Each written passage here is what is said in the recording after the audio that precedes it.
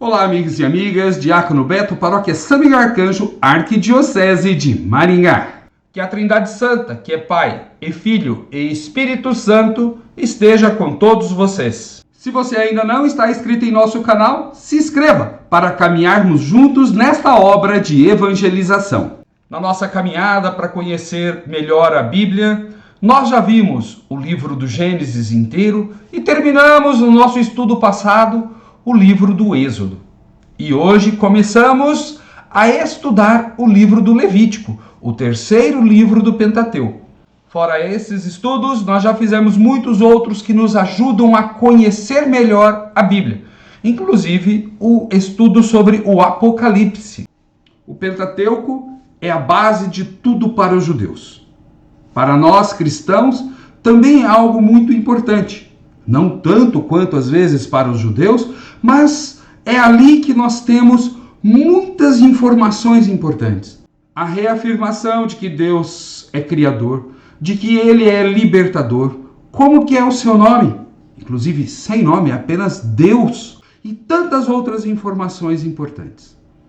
E logo depois, quando esse povo está saindo para caminhar, eles param novamente perto do Sinai e ali eles têm, segundo o relato do livro do Levítico, as normas de culto, de como viver e de ser um povo santo.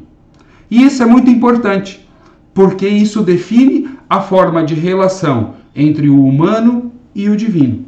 E quando essa relação não está bem definida, o humano pode querer manipular o divino em benefício próprio. Usar o santo nome de Deus em vão, como era feito constantemente nos povos vizinhos, que usavam a religião para reafirmar a dominação de alguns sobre outros. Por isso, estudar o livro do Levítico é muito importante, porque há ali duas coisas. Primeiro, que Deus é santo. Então nós devemos tratar Deus como santo. E devemos tratar os irmãos na relação de igual para igual com justiça. Para Deus, santidade. Para os irmãos, justiça. Quando não entendemos isso, o livro do Levítico, ele é muito estranho. Por isso que ele é um livro pouco lido e pouco conhecido. Inclusive até nas nossas liturgias dominicais, ano A, B e C, somente em 2 momentos nós temos leitura do livro do Levítico. No 7º domingo do ano A, Levítico 19, 1 e o 2, 17 e 18, ou seja, 3 versículos. E no 4º domingo do ano B, com o texto de Levítico 13, versículos 1 e 2, 45 e 46. Então, o restante dele é lido durante a semana, mas nas leituras dominicais é pouco.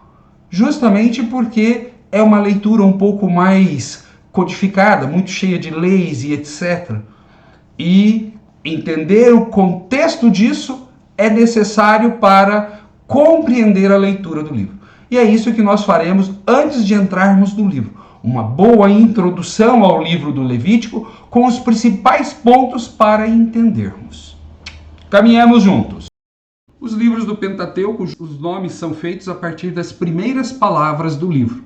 Então, o Levítico é e chamou. Levítico chamou. Aí tem toda a questão grega e etc. que nós não vamos entrar, porque pastoralmente não precisamos disso. Importante, Levítico vem de Levi, que é uma das tribos. Essa tribo não recebe terra para ficar exclusiva ao serviço do culto de Deus, levando Deus com a arca para as comunidades.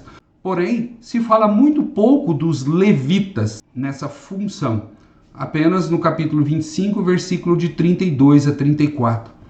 Então, ele é um livro que tem especificidades muito fortes. Ele é um livro pouco conhecido por nós, como já falamos, mas que é importante. Quando Jesus responde aquela pergunta que o jovem fez, qual que é o maior dos mandamentos? A resposta de Jesus, uma parte dela é do Deuteronômio e outra do Levítico. Então, por exemplo, Deuteronômio 6, 4 e 5 e Levítico 19, 18. Então, ali é respondido. Amar a Deus sobre todas as coisas e ao próximo como a ti mesmo. Então é de uma citação do livro do Levítico que Jesus tira isso daí. E ele está todo centrado quando o povo caminha e chega no Sinai e para. O povo está parado, recebe essas novas leis, não os 10 mandamentos, mas essas leis do culto, da santidade, como nós avisamos, são duas coisas diferentes. A relação homem e Deus tem que ser de santidade, porque Deus é santo e nós precisamos nos santificar para que cheguemos perto de Deus. E a relação de iguais para iguais, de homem para com homem, de justiça. O livro vai deixando claro que esse povo que saiu do Egito é uma porção separada de Deus que ele quer, dentro da humanidade, fazer essa nova relação. Deus está se revelando, como a gente viu no livro do Gênesis e do Êxodo. No Levítico continua isso. E para haver relação entre o divino e o humano, tem que ter santidade. E aí existe algo muito importante. Esse povo era escravo do faraó e agora vira servo do Senhor.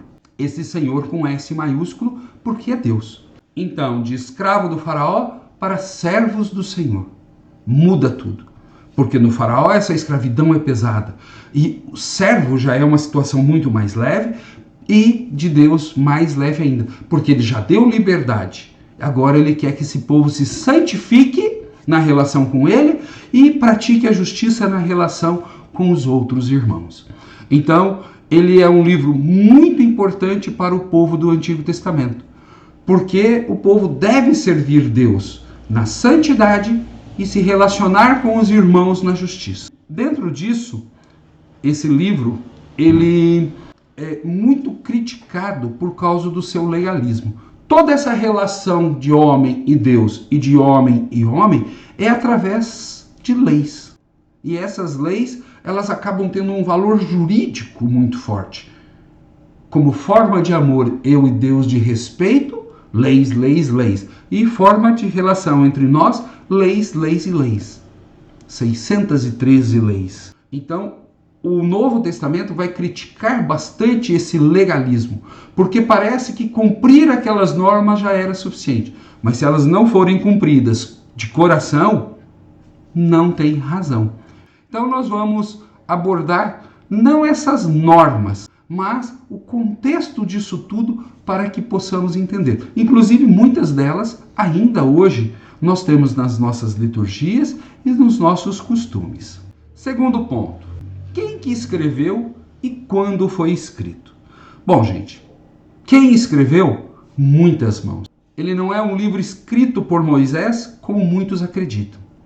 Ele foi revisado em muitos momentos e acredita-se que sua redação final aconteceu depois do exílio da Babilônia, porque essas leis de santidade e essas leis de justiça para com os outros irmãos foram pontos importantes para a identidade do povo judeu no pós-exílio. Então, quando foi escrito? Começa, é um dos livros mais antigos, e termina depois do exílio da Babilônia. Quem escreveu? As pessoas desses períodos que, inspiradas por Deus, até chegar à sua redação final, quando o pessoal olhou e falou, agora tá bom. Então isso é muito importante. Começa a ser escrito lá pelo século X, XI a.C. e termina em torno do século III. Tem outros autores que têm outras datações, mas isso não é importante. O importante é que o povo de Deus, inspirado por Deus, escreveu. E não acreditar que uma pessoa pegou, fechou o olho e escreveu tudo. Bacana, né, gente? Como começar um estudo bíblico é importante. E nós já vimos um pouco sobre o livro e quando e por quem foi escrito. No próximo estudo veremos sobre a estrutura do livro, que é muito importante para entendermos melhor o livro. Caminhamos juntos, paz e bem.